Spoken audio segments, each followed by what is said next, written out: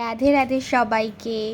তো চলে এলাম আরও একটা ভিডিও নিয়ে। আজকে ছিল শ্রাবণ মাসের দ্বিতীয় সোমবার, আর এই যে আমার মা এখানে ফল কাটতে বসে পড়েছে ঠাকুরের। সকাল সকাল উঠে স্নান ধান কর একদম রেডি। তো পুজোর যোগাযন্ত্র শুরু হয়ে গেছে। আজকে দ্বিতীয় সোমবার শ্রাবণ মাসের, আর আমার বর্ণ এই যে সবুজ শাড়ি পরে একদম রেডি পুজো দিতে। বর্ণ একটু দেখি, আর সবুজ নেল পালিশও পরেছে, খালি চুড়িটাই পরেনি। এই যে এখন এখানে সব সাজাচ্ছে ঠাকুরকে দেওয়ার। আর এই যে আজকে শ্রাবণ মাসের দ্বিতীয় সোমবার জন্য এই যে আমাদের পাকা সোনাও সবুজ পড়েছে, আবার এই যে কচি সোনাও সবুজ পড়েছে। এই যে আমার মাও এদিকে সবুজ শাড়ি পরে একদম রেডি হয়ে গিয়েছে। আমার মাই বলেছে যে সবাইকে সবুজ পরতে আজকে। তো এই যে এখানে আমার মা হচ্ছে চন্দন বেটে নিচ্ছিল, কারণ মহাদেবের মাথায় অর্পণ করার জন্য। তো এরপরে এই যে এখানে মহাদেবকে ঘি মাখিয়ে নেওয়া হলো ভালো করে। তো এরপরে দুধ ঢালা হবে মহাদেবের মাথায়। এই যে তো প্রত্যেক সোমবার আমরা বাড়িতেই ঢালি, শুধু শেষ সোমবারের দিনকা আমরা মন্দিরে গিয়ে মহাদেবের মাথায় দুধ অর্পণ করে আসি। তো এই যে তারপরে এখানে একটা একটা করে আমার মা বেলপাতা দিয়ে দিচ্ছিল। তো এই যে সমস্ত বেলপাতা দিয়ে নিল। আর আজকে ফুলের প্রচণ্ড অভাব পড়ে গেছিলো, আমরা ভালো ফুল পাইনি। তো আমার দিদা বেরিয়ে তো গাছ থেকে তুলে নিয়ে এসেছিলো কিছু ফুল, আর কিছু ফুল কিনে নিয়ে এসেছিলো। তারপর এখানে মহাদেবকে প্রসাদ দিয়ে দেওয়া হলো।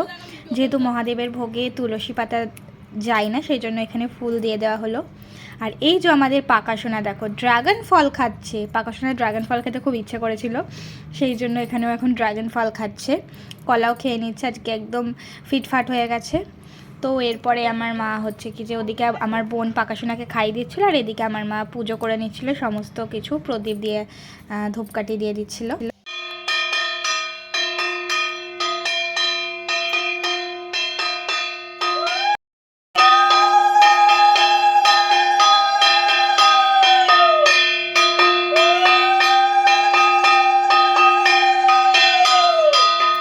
তো তারপরে এখানে মহাদেবকে একটু হাওয়া দিয়ে দেওয়া হচ্ছিল।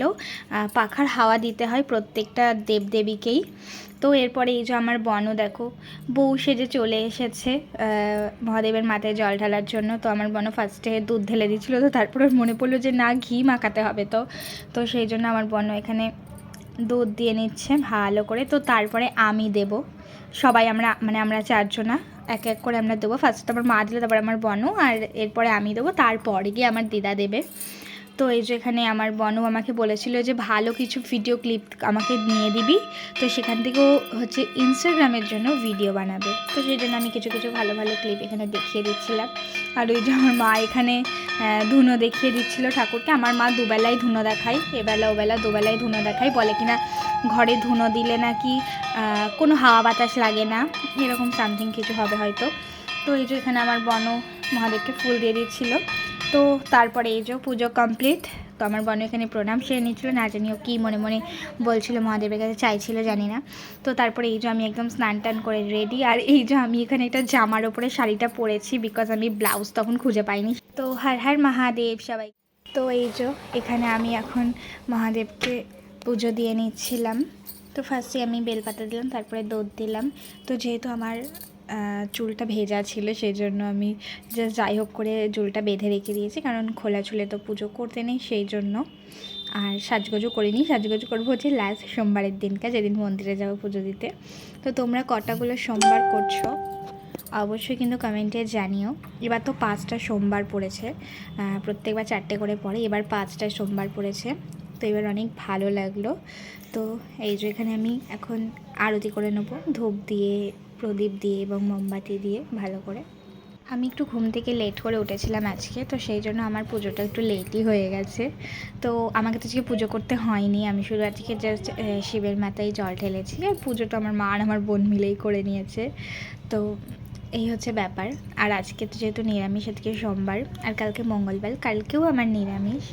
তো যাই হোক না কেন, তো এখানে মহাদেবকে পুজো দিয়ে আমার একদম কমপ্লিট হয়ে গেছে। তো এই যে কেমন লাগলো অবশ্যই জানিও। তো এরপরে এই যে আমার দিদা এখানে পুজো দিয়ে নিচ্ছিল ভালো করে, সবার লাস্টে আমার দিদা পুজো দিয়ে নিচ্ছিল।